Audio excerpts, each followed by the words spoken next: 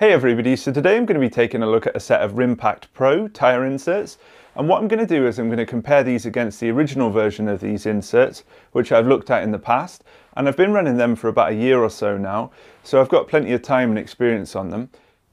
So let's take a look. We'll start with the packaging that they come in. So Rimpact have really stepped up their game when it comes to the packaging. In the past you used to just get a plain box, but now you get a branded box.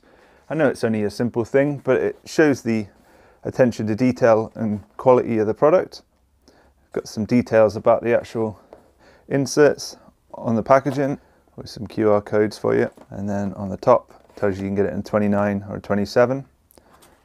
And you can actually see the inserts with the packaging. I'd say quite a nice step up from what they used to do. So we'll get these out.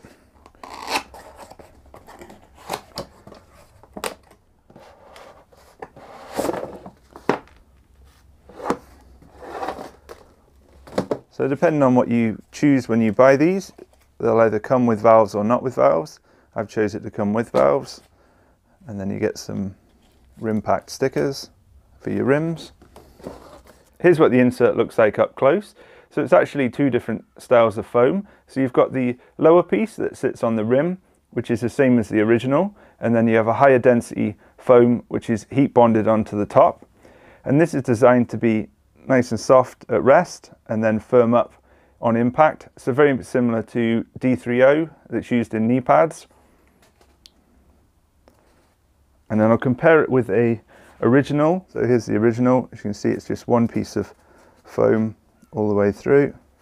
I'm going to talk about the durability of the original insert. So here's my original insert that I put in about a year ago. As you can see, it's had a few dings and it's actually gone through the insert, but it saved the rim. I haven't got any dents on the rim, so it's done its job. The other issue that I had with the very original insert I got was that they used to glue them together and then they had a sticker around them. You're actually supposed to remove the sticker and they don't actually put it on the newer inserts, but I didn't know that at the time, so it actually sort of melted into my wheel.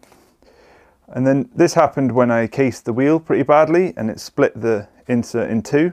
I haven't had any issues since I've been using the heat bonded version of these, but I thought I'd mention it.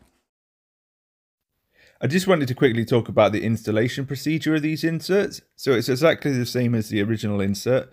So what I'm going to do is I'm going to leave a link in the top right of this video and also in the description to my video showing you how I installed the original ones, because as I say, it's exactly the same.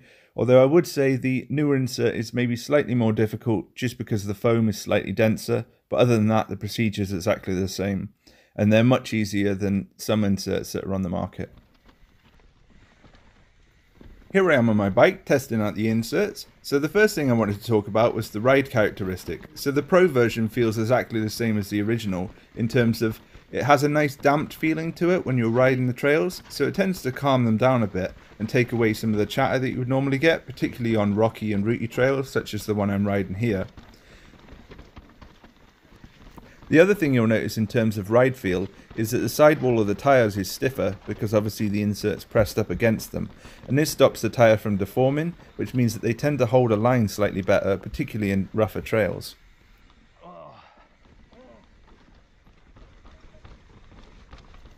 The next thing I wanted to focus on is the importance of setting the pressure correctly. You're going to have to drop about 5 to 10 psi from what you would normally ride, otherwise you're going to have a really harsh ride because the volume of the tyre has decreased, obviously because it's filled with the insert.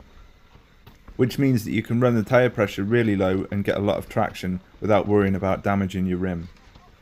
The next thing I wanted to mention is the use of these inserts in different sized tyres. So I've used them in a number of different sizes, ranging from a 2.3 to a 2.6, and they were flawless in everything apart from the 2.6, which I experienced a wobble in the wheel because the insert tended to move around a bit with the extra volume of the tyre.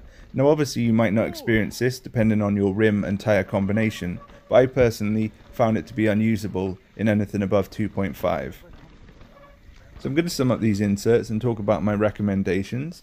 So personally, I'm going to keep running my original insert in my front wheel because it's been in there for over a year and I've just checked it recently and it doesn't have any damage to it at all. And I don't know about you, but it's very rare that I get a puncture in my front wheel, and I tend not to cause that much damage to the front wheel. So running the original insert means that I can run a lighter weight insert, but I also have the protection there in case I do get into trouble on any rougher trails. And then I'm going to be running a Pro version in the rear, just for the added protection. I've been through 2 Rimpact originals on my rear.